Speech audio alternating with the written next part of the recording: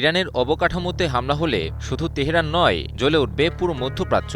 এমনই কঠোর হুঁশিয়ারি দিয়েছে ইরানের সশস্ত্র বাহিনী। একদিকে ইরানের গুরুত্বপূর্ণ অবকাঠামোতে ব্যাপক ধ্বংসযজ্ঞ চালানোর মার্কিন হুঁশিয়ারি, অন্যদিকে পাল্টা জবাবে মধ্যপ্রাচ্যে যুক্তরাষ্ট্রের মিত্র দেশগুলোর অবকাঠামোগুলোকেও পুড়িয়ে ফেলার ইরানের পাল্টা হুঁশিয়ারি। মধ্যপ্রাচ্য কি তবে ভয়াবহ যুদ্ধের দ্বারপ্রান্তে?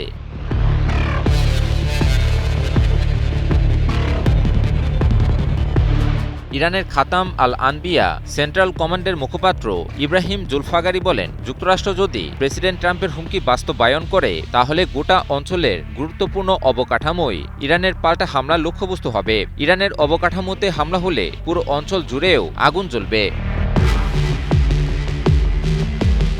জুলফাগারির দাবি, যুক্তরাষ্ট্র ক্রমাগতভাবে মধ্যপ্রাচ্য জুড়ে অস্থিতিশীলতা সৃষ্টি করে চলেছে এবং হুরমুজ ইস্যুতে বারবার সীমা লঙ্ঘন করে যাচ্ছে। তার ভাষায়, হুরমুজ প্রণালীতে কোনো ধরনের মার্কিন হস্তক্ষেপ ইরান কখনোই মেনে নেবে না। হুরমুজ প্রণালী ইরানের অলঙ্ঘনীয় রেডলাইন এবং এই অবস্থান থেকে তেহরান এক চুলো সরে আসবে না। জুলফাগারি আরও বলেন, যদি ইরানের বিদ্যুৎ কেন্দ্র, সেতু বা অন্যান্য অবকাঠামোতে হামলার মার্কিন হুমকি বাস্তবায়িত হয় তাহলে পুরো অঞ্চলের অবশিষ্ট অবকাঠামো ইরানের সশস্ত্র বাহিনীর পাল্টা আঘাতে ধ্বংস হয়ে যাবে। তিনি দাবি করেন, সেই হামলার পর এসব স্থাপনার অস্তিত্বের কোনো চিহ্নও অবশিষ্ট থাকবে না। ইরানের সংবাদ মাধ্যম মেহের নিউজ এজেন্সি এক প্রতিবেদনে তুলে ধরে এ খবর। ইরানি এই সামরিক কর্মকর্তা আরও সতর্ক করে বলেন, যুক্তরাষ্ট্রের বিরুদ্ধে ইরানের পরবর্তী জবাব কোনো সমান আঘাত হবে না, বরং আগের যে কোনো সময়ের তুলনায় আরও কঠোর, ব্যাপক এবং বিধ্বংসী হামলা চালানো হবে। তার দাবি, ইরান এখন এমন এক পর্যায়ে পৌঁছেছে যেখানে সংযম দেখানোর সময় শেষ।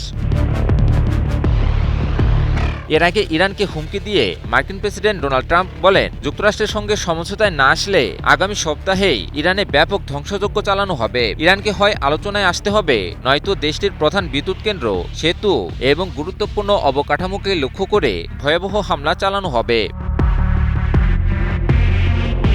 মার্কিন প্রেসিডেন্টের এই হুমকির পরপরই নড়ে চড়ে বসেছে ইরান। এর আগেও একবার ইরানের অবকাঠামো ধ্বংসের হুমকি দিয়েছিলেন মার্কিন প্রেসিডেন্ট। সে সময়ও ইরান বলিষ্ঠ কণ্ঠে এর বিরোধিতা করে এবং হামলার বিষয়ে সতর্ক করে দেয়। পরবর্তীতে ইরানে হামলা থেকে ফিরে আসে ট্রাম্প প্রশাসন।